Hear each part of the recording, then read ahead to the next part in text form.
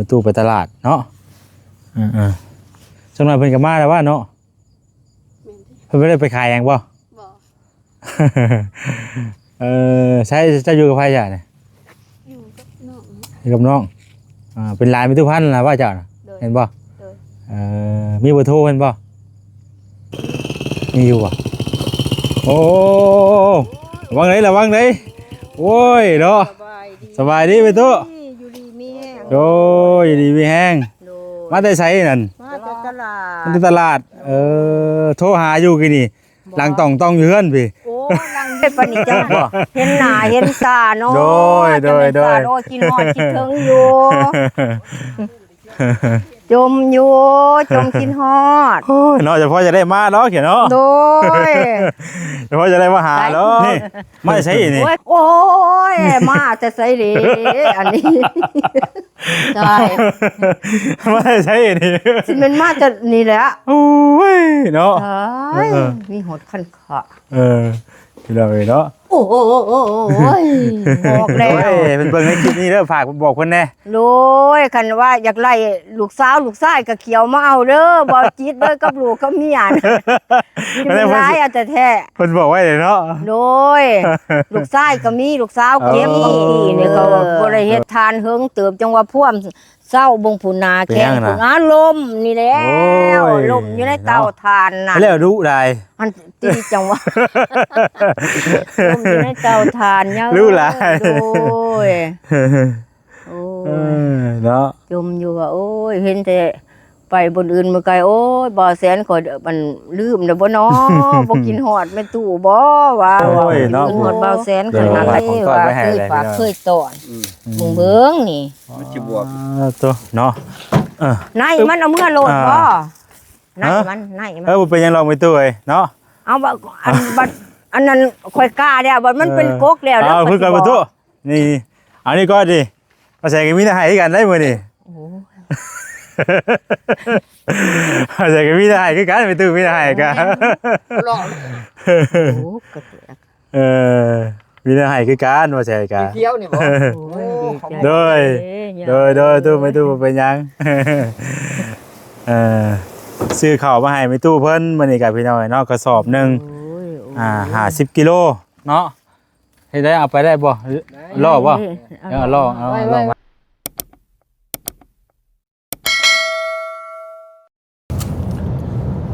บรรยากาศยามแรงพี่น้องเลยเนาะป๊าดโตรถเนาะคนกำลังเลิกงานจากตลาดโลกเนาะตลาดโลกเลิกบัดหลายอย่างอยู่อะไรพี่น้องเนาะทั้งโรงเรียนโอ้ยรถหลายขนาดเลยพี่น้องเลยเอากราบทักทายสบายดีเด้อพี่น้องเด้อเนาะสบายดีตอนคำยามแรงพี่น้องเลยเนาะผู้กำลังออกมาแต่โรงงานตลาดโลกโอ้ยไอ้กลัวมันเมาพี่น้องเลยลูมออกมาอยู่นะต่อพอดีว่าแซนจะเดินทางกลับไปหาเมตุพันธ์พี่น้องเนาะเดินทางกลับไปหาเมตุพันธ์ก่อนพอได้เข้าไปหาแต่โดนแหละออกมาแต่บ้านเมตุไอ้ยังน่าเมตุคำเนาะออกมาแต่บ้านเมตุคำแล้วก็สิเข้าไปบ้านเมตุพันต่อพี่น้องโอ้เนาะตัดไปสัตว์เนื้อได้มือนี่พี่น้องไ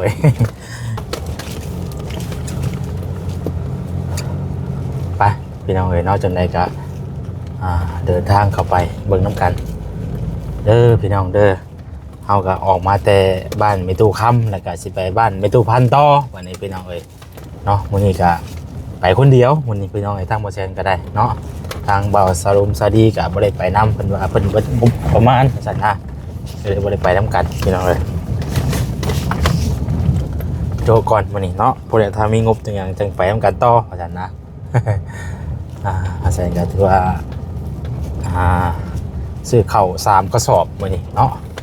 ออกมาแต่บ้านเมืองอุตสาหแน่แล้วก็มาแต่บ้านเวลาแน่ตุคำแน่พี่น้องเนาะถือว่าใคร ใครเนี่ยแต่ว่าอยู่ใกล้กันเนาะ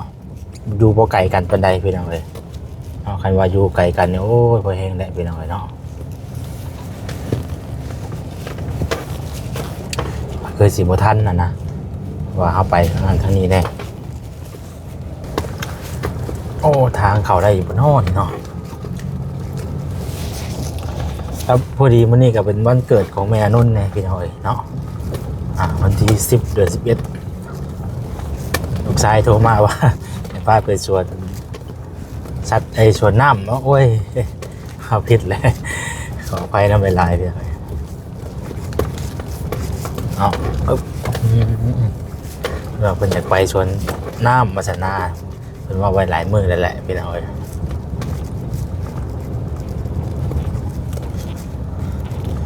บ่ได้เข้ามาแต่โดนมีตู้พันกันเลยเราสิจื้อได้อยู่บ่นี่เนาะจื้อได้อยู่บ่มีตู้พันนี่เนาะ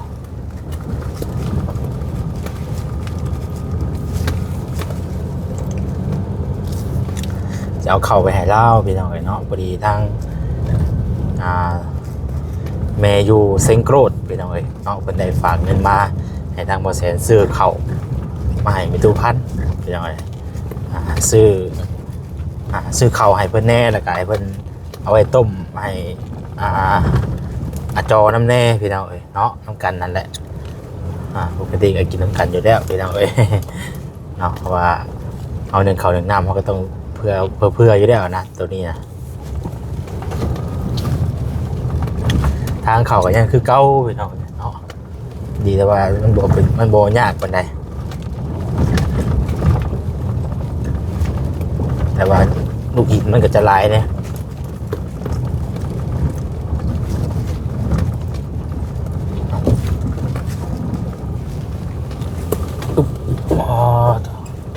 อยู่บนนอตัวพันนี่เนาะไหนเด้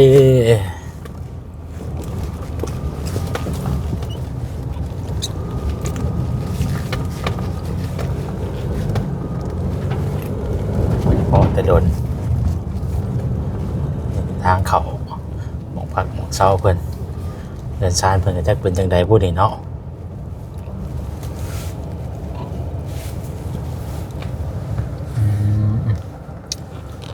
บางเบิ่ง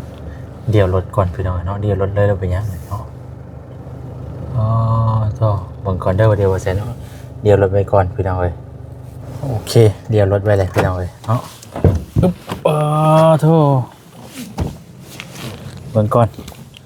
อยู่บนน้อเป็นตัวพันนี่เนาะ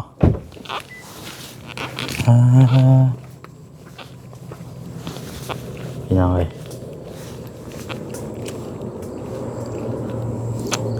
มันจะม้อยแต่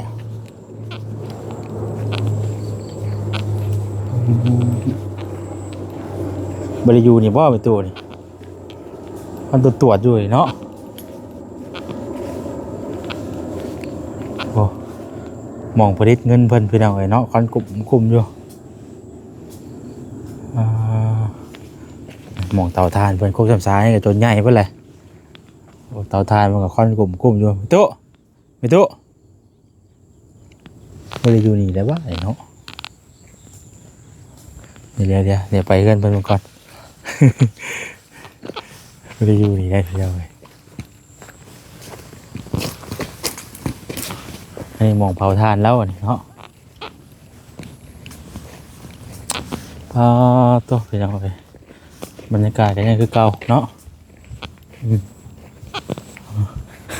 อะไรรู้ว่าจักล้อก็ดีแล้วย่านได้ลอยลังกันได้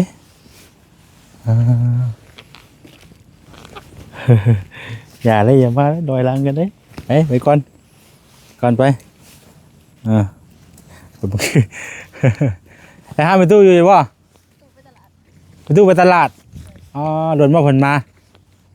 ไปวังใดไปซื้อได้กินป่ะไปตู้ไปตลาดเนาะช่วงนั้นเพิ่นกับมาแล้วว่าเนาะเพิ่นไม่ได้ไปขายเองป่ะใช่จะอยู่กับใครจ้ะเนี่ยอยู่กับน้องเป็นลายมีทุกพันแล้วว่าจ้ะเห็นป่ะมีเบอร์โทรเห็นป่ะ มีอยู่บ่อ่า จืดแต่เบอร์โทรประตู ชื่อได้บ่ จืดได้ ไปนํกันบ่เพิ่นไปนํกันบ่ ไปกันนะ มีตู้ไปนํกันบ่ เลย อ่าเดี๋ยวพอแสนโทรหาเพิ่นก่อน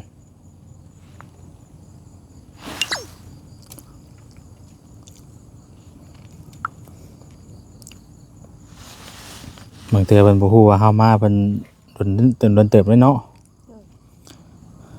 เบอร์ใดๆก็ เบอร์บ่ เลย 5617 ใส่020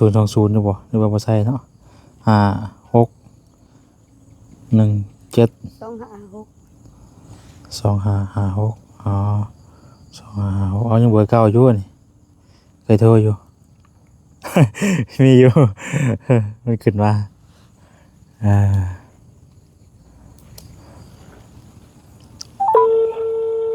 โทรเบิ่งก่อนเป็นจังไดเป็นจะได้เฮือนซานถ้าว่ายังไปเบิ่งดูห่ะนี่คือเก่าบ่ยังคือเก่าบ่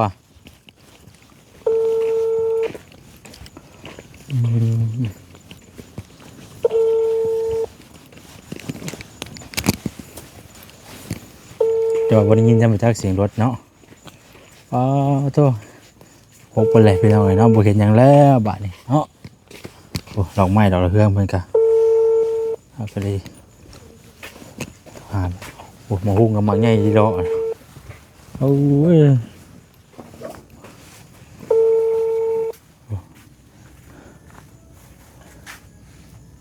โอ้ดูเฮือนพี่น่ะโทรศัพท์ก็อยู่เฮือนพี่ พี่น้องเอ้ยเนาะโอ้ตัวมีมาเมนูอ่อนอีกเนาะได้ลูกอีกแหละจักตัวได้ครับ 2ตัว 2ตัว คนอีก4 โอ้พี่น้องไอ้นี่เพิ่นได้ลูกใหม่ได้นี่เนาะนอนดูบนข้างกองไฟคักคือดีดอกนี่เนาะ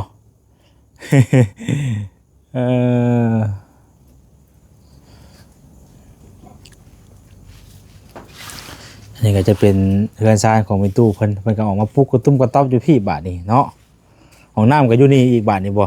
ห้องน้ำอยู่นี่ก็มีบ่นี่ห้องน้ำอยู่นี่ก็มีพี่น้องเอ้ยอยู่ในเรือนก็มีตัวในเรือนบ่ใช่ยังบ่จักบ่ โอ้ยเฮ็ดเป็นแรกมีตู้พันนี่เนาะว่ามาแต่เก่าคือบ่เห็นเจ้าหรือว่าเจ้าบ่ได้อยู่บ่ บ่อยู่ไปโรงเรียน เจ้าไปโรงเรียนบ่ เลย อ๋อหลานผู้ที่ว่าไปโรงเรียนน่ะบ่ เลย อ๋อนี่หลานมีตู้พันเจ้าชื่อหยังก็ครับ เจียงคำ ฮะ เจียงค เจียงคำเจียงคำเจียงคำพี่น้องเอ้ยเนาะบ่ได้มาแต่หล่นก็ยังคือเก่าเฮือนซานเพิ่นก็เนาะบ่าวขออนุญาตรอเบิ่งก่อนเด้อเบิ่งก่อนมืดแท้เอ้ยนี่ โหเพื่อนเพิ่นก็พี่น้องเอ้ยเพิ่นได้ของนุ่มของหน้าเพิ่นก็มีแต่ว่าเพิ่นบ่ได้ใช้พี่น้องเอ้ยเนาะแต่ว่าตู้เย็นเป็นตู้ข้าวกับน้ำก็มีปกติคือเก่าเนาะฉันบอกฉันวางคือเก่าหั่นแหละพี่น้องเอ้ยโหยังใหม่ยังงามคือเก่าเฮือนของเพิ่นก็ได้เนาะ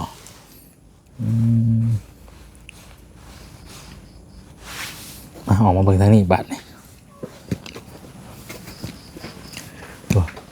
โอ้เปลี่ยนไปหลายเด้อพี่น้องเอ้ยเฮือนซานของเพิ่นก็ยังกว้างงามคือเก่าบ่ได้เห็นแต่ล้นแหละเฮือนเพิ่นก็ได้ใช่พี่น้องเบิ่งก่อนเนาะเพราะว่าเฮาบ่ได้เข้ามาแต่ล้นพี่น้องก็อัปเดตให้พี่น้องเบิ่งก่อนแต่ก่อนนี่ก็ว่าแสนก็เที่ยวมาเรื่อยอยู่พี่น้องเอ้ยเนาะ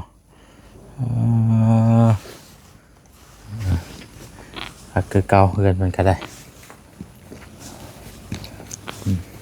ประมาณนี้แหละพี่น้องเอ้ยเห็นหน้าลายกระลงกระโลกอะครับโทรศัพท์อยู่เพื่อนที่หำโทษไปเฮ็ดเลยนี่หำประตูว่าเฮ็ดนี่เพิ่นก็สร้างเฮ็ดเนาะ แกแล้วก็เอากระจกมาใส่ บอกมันมีแล้วก็มันเอา ฮะ มันบ่ครบแล้วมันใส่ เอาบานออกบ่เอาบานออกแล้วถ่ายตัวนี้ใหม่เลยเออยังขาคือเก่าเนาะแบบพอดี เพิ่นก็เอาตัวแบบให้มันโล่งนะบ่ได้กันเนาะให้มันแจ้งเนาะป้าไปถ่ายไปตู้เจ้าอยู่พุ่นแล้วอยู่กระต๊อบเราพุ่นแล้ว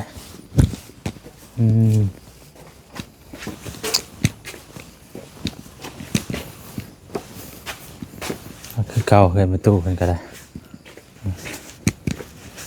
สะอาดโอ้สุ่มเย็นดีพี่น้องเอ้ย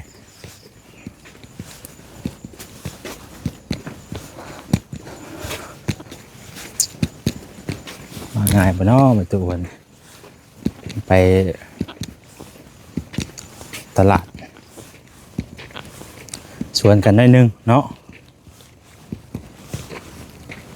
ชวนทางกันหน่อยนึงพี่น้องเอ้ย อะไรเลย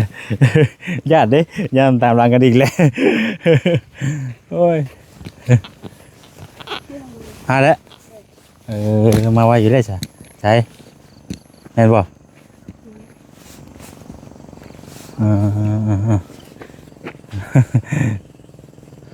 คือซีเมนต์เป็นยังไงเดี๋ยว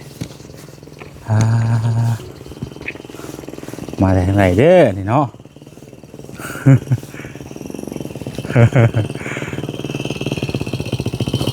โอ้ระวังเลยโอ้ยเนาะสบายดีไปตู้ อยู่ดีมีแห้ง โอ้ยดีมีแห้งมาได้ใช้นั่น มาจากตลาด มาที่ตลาดโทรหาอยู่กี่นี่หลังต้องอยู่เฮือนพี่ โอ้ลังอยู่เพื่อนเหรอย่างไปเยี่ยมเบิ้งอยู่เฮือนพุ่นแล้วเป็นจังได้วะ โดย โทรเปลี่ยนแปลงไปหลายเนาะบัดนี้วะหุ่มบ่แล้วมันยังกันเนาะ ไปอันนั้นมาหุง ฮะ มาหุงอยู่ทั้งลุมบ่ มาหุ่ม เพิ่มเลยบ่หัน โอ้ยเนาะ มาก็ไผหัน มาผู้เดียวไปตู้ โอ้ยปานนี้จัง บ่ เห็นหน้าเห็นตาเนาะ โดย จังเป็นตาโดยกินหอดคิดถึงอยู่ จมกินฮอด โอ้ยเนาะเฉพาะจะได้มาเนาะเขียนเนาะ โดย เฉพาะจะได้มาหาเนาะ โอ้ยขายถุงยางเขามาซื้อถุงยางในเงิน200,000ไปก็ลิ้วไปตลาดยังว่า โอ้ ขายกับถุงเขาทั้งนี้เนาะย่าเนาะ เขาทั้งนี้เนาะ โดยเขานี่ก็ได้แหละพุตุ โดย เข้าไปเท่านึงก็ได้กินนี่ บ่โดยอันแล้วเอ้ยจะไปเอาไม้สู้เอาบักคุงอยู่ลุมมาให้ข่อยไปสู้มาเบิด2 หน่วยให้ลูกเด้อโอ้ยปานนี้เขาจังเห็นไอ้ย่าข่อยมาเนาะ ไต่ไฟนะ ตามมาได้แล้วว่าแสนก็ได้ ไปสู้เอาเบิด2 หน่วยให้เด้อสู้มา2 หน่วยโดด มาหาของต้อนก่อนได้เนาะ โดย ยังมาว่าใส่หาของต้อนเลย หาของตอนแล้วบักคุงโอ้ยเฮือนก็บ่ได้ปัดแล้วย่าเด้อ โอ้ยเป็นยังหลอกเป็นตู้เลยแบบนี้แหละ โดย จอกตัวนี้บ่เป็นตู้ ใส่ นี่มาใช้นี่ โอ้ยมาจะใส่ดิอันนี้ใช่ มาใช้นี่ สิมันมาจะนี่แหละ โอ้ยเนาะ ใช่มีหดคันขะ ที่เราเนาะ โอ้ยเซินนางย่า นั่งอยู่พี่ว่าใส่เป็นตู้ ใช่ โอ้ยอยู่พุ่นก็ได้ อยู่พุ่นบ่ อยู่พุ่นก็ได้ เบิ่งว่าได้บ่เครื่องปรุงของฟังหัน โดย โดย มันจะโล่งแน่พี่น้องเนาะมันมืดเลย โอ้ยว่ะบ่จังแต่เฮือนแล้วเห็นเพิ่นมาอยู่หน่อยนึงว่ะอยู่ไหนนี่วะ บ่พุ่นไปพุ่นก็ได้ ไปติซะ ไปพุ่นก็ได้ โอ้ยยังว่าบักคุงกระจมขึ้นฮอดอยู่ มันสุกเรื่อยแล้วบ่นี่ สุก อ๋อ แล้ว หมักอย่างนี้เนาะไอ้ทุ โดยมีแต่หมาบักใหญ่บักใหญ่ อ๋อ อยู่ลุมแห้งใหญ่ บ่ โดย ใหญ่กว่านี้อีก ใหญ่กว่านี้อีก หมูหุงพันยังจะสิได้เอาพันน้ำได้ซะแบบนี้ ห่วยนี่แหละกำลังอันพามื้อนี้ในมัน บ่ เอาในมันเมื่อเนาะ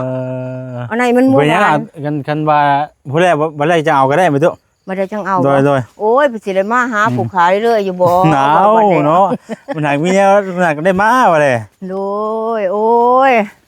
เขามาซื้อทงยางว่าโอ้ยซะมาอยากกินเทเด้อยากกินอันนั้นอันนี้วะโอ้ย ลูกกับมา เนี่ยมันบ่เห็นห่วย กับบ่ได้ไกลกันหรอกมื้อนี้แต่ก็คือว่าแบบไปหาแต่ละครอบครัวก็พอดีกันก็ค่ำแน่เพื่อแวะเพิ่นแวะพี่นะ โอ้ย ไปหาไปตู้ค่ำน้ำแน่เมื่อกี้นี้ก็ได้ โอ้ยมันจะค่ำบ่ โอ้ย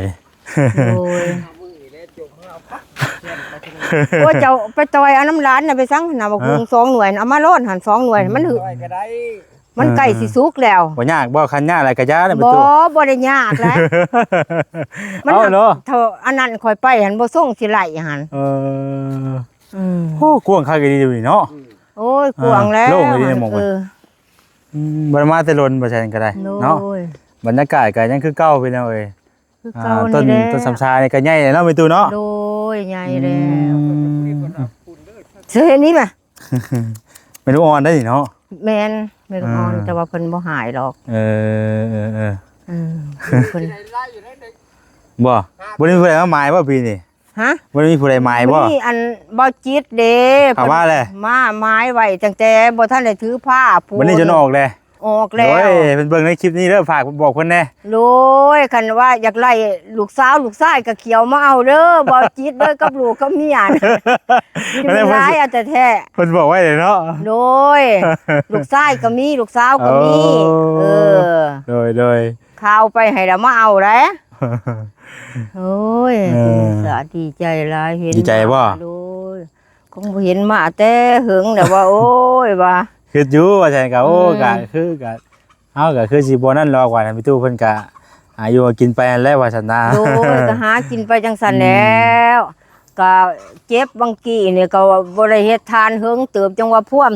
เศร้าบงผุนาแข้งผุนาลมนี่แหล้วลมอยู่ในเตาทานน่ะ แล้วดุได้ มันตีจังหวะ ลมอยู่ในเตาทานเนาะ รู้หลาย โอ้ยโอ้ เอย เนาะ จมอยู่ว่าโอ้ยเห็นแต่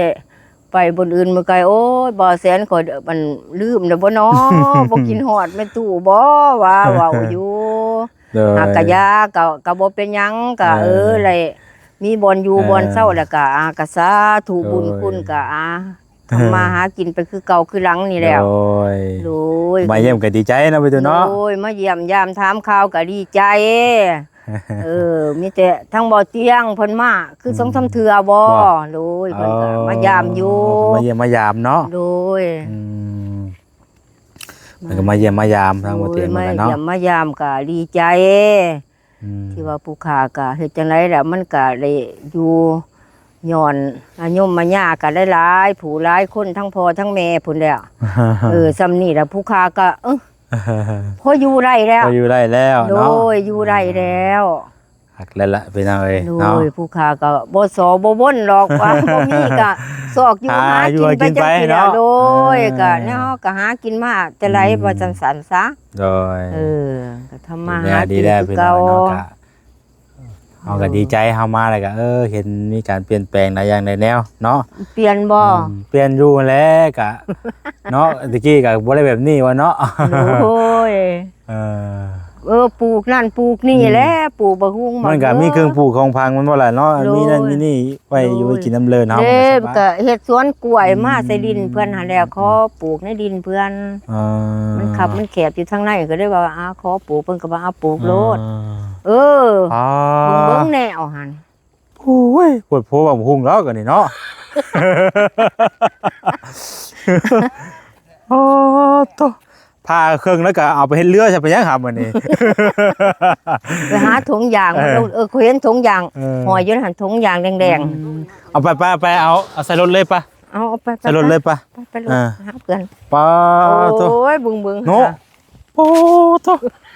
เฮาปลาไว้กินซุกบ่นี่น่ะไปโต ป ป้าไว้มันบ่มีผู้กินบ่มีผู้ตำลูกหลานเพิ่นก็บ่มักตำ บ่คันเฮาป้าไว้มันก็สิสุกบ่ดีกว่านี้ สุกป้าไว้ก็สุก เออ มันก็อันนี้เด้ๆมันก็อันนี้ได้โอ้ยเอามือให้แม่ถอนนตำแน่ โดยโอ้มายังบ่นั่นเลยพี่น้องเพิ่นหาแล้วตอนนี้ก็ถึงน้องแหละ โอ้ยจมอยู่ไรเห็นบอกคุงจังซี่เนี่ยก็จมขึ้นหอดโอ้ยขึ้นห โอ้ อด ยเนาะ ขึ้นหอดเบาแสนข่อยเด้ เดี๋ยวผมฝากของต้อน ว่า ไว้ให้ เคย เลย ฝาก พี่น้อง เคยตอนเบิ่งนี่ มันสิบวก ตัวเนาะเออ นายมันเอาเมื่อโลดบ่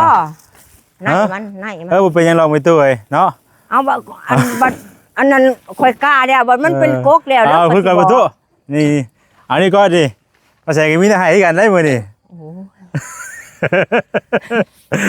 มาใส่กันมีแต่ให้คือกันไปตู้มีแต่ให้กัน โอ้โหกระเตก เออมีแต่ให้คือกันมาใส่กัน เที่ยวนี่บ่ โอ้ยดีใจ โดย เด้อ โดยตู้ไม่ตู้บ่เป็นหยัง เออซื้อข้าวมาให้ไม่ตู้เพิ่นมื้อนี้ก็พี่น้องเนาะกระสอบหนึง โอ้ยโอ้ย 50กิโลเนาะเฮ็ดได้เอาไปได้บ่ล่อบ่เอาล่อเอา ไว้ ล่อ ไว้ มา ไว้ เอาล่อมาพี่น้องเอ้ย โอ้ เบิ่ง ยัง ย ยัง ย่า อยู่ เพิ่น ได้ มาเพิ่นก็มีแนวฝากแนวตอน ไว้เนาะ จังนี่โอ้ยนั่งก็จะ เอาใส่ก็มีแต่ต้อนคือกันเอาใส่กัน โอ้ยเนาะ ใส่บ่ประตูอ่า ได้อยู่ เออ โอ้ปลดให้ได้ติห่าเด้ดึงให้ได้ค่ะ ตรงนี้ดีเด้ อืมพอใส่กระจับกล้องอยู่พี่น้อง เอ เอ้ย อปลาก่อนเอาใส่ดอกปลาไว้ก่อน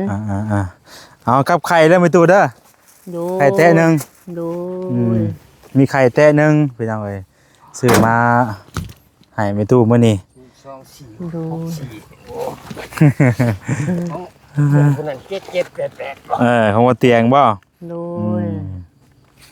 โอ้ยดีใจเด้ย่าเอ้ย ดีใจบ่ โดยดีใจแล้วหนึ่งมาเห็นมาเยี่ยมมายามว่า คิดฮอดอยู่ไม่ตู้แต่ว่าให้จะได้แบบมันก็ยังแบบว่าพอสิได้มาสินะ แม่ เฮาก็ไปอันนั้นแน่อันนี้แน่ ก็ สิ บ่ได้ นะ ตีย่าเอ้ยบ่ได้ตีพ่อดี เออ อืม ปุ่นเด้อจังสิปวดมือ เห็นอยู่เบิ่งน้ำหลวมร้านขอเบิ่งว่า ว่าเห็นเพิ่นอยู่ว่า เลย ก็จมอยู่บ่แม่นบ่จมเด้อจมกินฮอด จม โอ้ อยู่บ่ ยว่าโอ้ยว่าบักเห็นบักฮุงจังสิแฮงจมคักแฮงกินฮอดคงเคยให้อยู่ว่าโอ้ยบ่เห็นมาว่า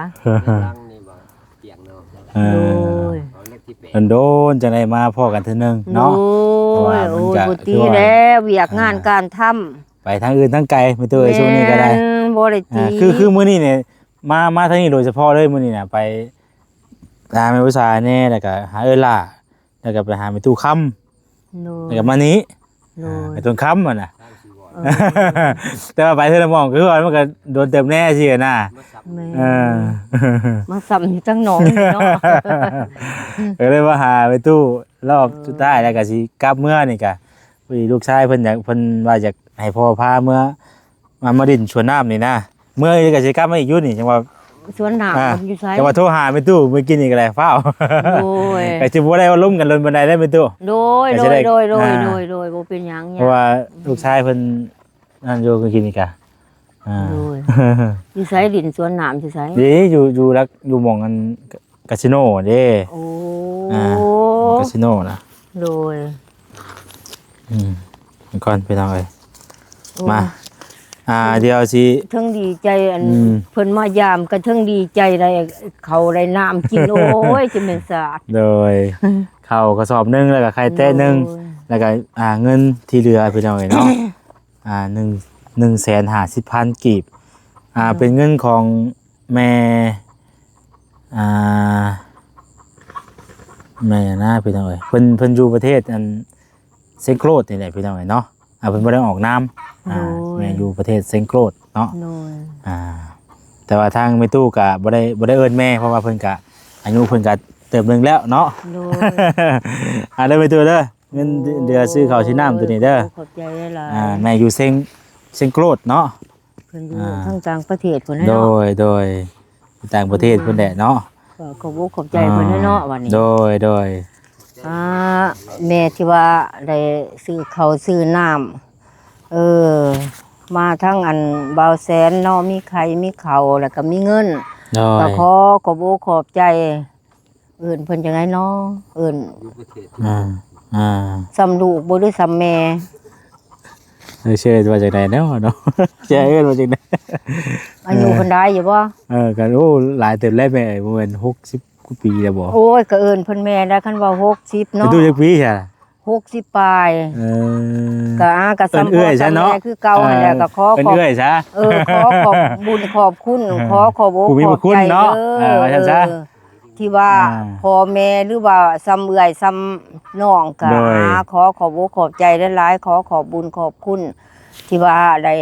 ซื้อข้าวซื้อน้ำแล้วก็มีไข่แล้วก็มีเงินเหลือมาทั้งเบาแสนก็ขอให้แม่หรือว่าเอื้อยน้องอยู่ดีมีแห้งสุขภาพเข้มแข็งแล้วก็ขอให้ทั้งเบาแสนที่ว่ามาเป็นสะพานบุญให้ทั้งแม่ทั้งเอื้อยก็ขอให้เจ้าอยู่ดีมีแห้งเดินทางไปมาทั้งไรก็ขอตลอดปลอดภัยเด้อเบาแสนนี่ขอให้เจ้าอยู่ดีมีแห้งได้ตลอดไปเด้อสาธุ โดย ที่ที่เดียวพูดว่าน้อง โอ้ดีใจหลาย เอาจังชั้นเลยมาดูเด้อ โอ้ยเห็นแต่ไปคนอื่นดูอันคิดหน่อยใจอยู่ว่าโอ้ เนาะโอ้ย เพิ่ เนาะ นกิ ดี น ใจ บนฟ้าก็ได้บ่เบาแสนนี่ว่า ดีใจแล้วบัดนี้เนาะ โดยเอามีแต่ว่าบ่แม่นว่าแน่นั่นแน่นี่ไรคันฝ่าวแล้วก็มีแต่ว่าเจียมโดไรเพราะว่าร้านเพิ่นก็อยากไปดินไปเที่ยวเด้ก็มัน โอ้ยเนาะบอกกับแล้วก็เพิ่นก็บ่ได้บอกเมื่อเช้านี่ก็ได้ก็ว่าผู้บอกผู้ป้าไปเดียวไปแล้วเนาะ ขอบโน่พี่น้อง เออ ขอบขอบใจ อ่า หลายแหละ เอาขอบใจหลายเลยประตูเด้อมื้อหน้ามื้อในให้ลูกก็สิมาเยี่ยมยามใหม่ วันนี้ ดีใจนำมากะโอ้เนาะอันหม่องผลิตเงินเพิ่นก็ยังค่อนตัวอยู่เนาะ โอ้ยคือเก่าแล้วคนตัวที่คือเก่า ตอนนั้นบ่ค่อนกับห่วยตอนนี้ก็มีค่อนคือกันได้เนาะ บ่แล้วกันทั้งนั้นบ่ควรทั้งนี้ก็บ่ได้ควรอีก นักเดือนนึงก็ได้มองท้องเถื่อ บ่ หายากแน่ อ่อนไปเลย ตา เออ อยู่ดี เด้อเอาอยู่ดีมีแห้งเด้อประตูเด้อโดยสบายดีโดยโชคดีมีโอกาสหน้าเดี๋ยวลูกสิมาเด่นน้ำใหม่เด้อ อย่าให้อยู่ดีมีแห้งเด้อประตูเด้อโอเค โดยสำหรับขอมุกขอบใจหลายสำหรับของฝากของต้อนเด้อ จะได้อันพันเพิ่นอยู่รอกบาทนี่เนาะได้แนวอยู่พี่น้องเอ้ย โดย ให้มันหวานๆงามๆ โอเคโดยไปพี่น้องเอ้ยเนาะอึ๊บจนมืดเลยพี่น้องเอ้ย เอาสำหรับคลิปนี้ก็จะขอตัวไปก่อนพี่น้องเอ้ยเนาะก่อนอื่นก็ขอบคุณแม่อยู่ทางประเทศเซงโกรดเนาะพี่น้องเอ้ยทางบ่แสนก็เคยซื้อหัวอาหารมาพี่น้องเอ้ยเนาะหรือว่านั่นให้ทางแต่ละคนก็ซื้อข้าวชนะเพิ่นก็เอาให้เพิ่นต้มเนาะต้มให้หมูให้มานำนั่นแหละพี่น้องเอ้ยเนาะเพราะว่าเพิ่นทางแม่เพิ่นเป็นคนมักสัตว์พี่น้องเอ้ยอีตัวสัตว์เนาะเพิ่นก็สิต้มให้อะไรพี่น้องเอ้ยเนาะก็ทางแม่ตู้เพิ่นก็สิฮู้อยู่เพราะว่าต้องกินน้ำเพิ่นอยู่แล้วนะแต่ละมื้อแต่ละวันก็ได้เพิ่นก็มีมาหลายตัวอยู่พี่น้องเอ้ย เอาผิดพลาดประการใดก็ขอโทษขออภัยอยู่ดีมีแห้งเบิดสุขุสุคนเด้อพี่น้องเด้อสำหรับคลิปนี้ลาไปก่อนแล้วสบายดีพี่น้องเอ้ยเนาะ